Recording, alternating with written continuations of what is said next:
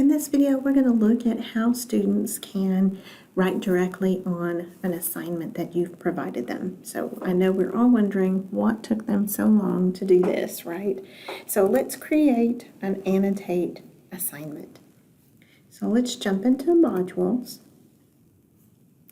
Click on your plus sign. Oops. We're going to create a new assignment, and this time it's going to be the annotation assignment. And again, I like to indent mine. If you're wondering how to create those headers, it's just right here where you can create a text header. Okay, so jump into the annotation assignment.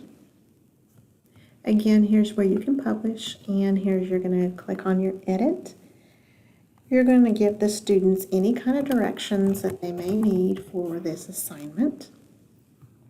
And of course, change all of your settings. And the submission type is going to be online, and it's going to be a student annotation. Once you get that, you're going to either pull from my files or some course files that you have. Mine's on my computer. Oops. Mine's on my computer, so I just want to go ahead and upload the file.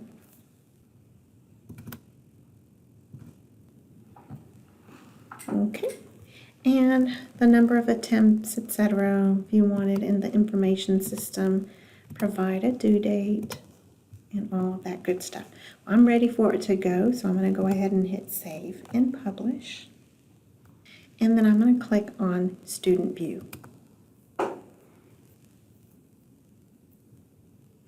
Here the student clicks on Start Assignment, and then it provides them the actual document. And so then they have their marker, or that's actually the highlighter. They may have to scroll over, click on the pen, or if they prefer to do typing, they can just click on a text box and type in the correct number. Oh, and seeing that they might want to change the color. Now, kind of got that one in a weird spot, so when they get this little thing, they can move it.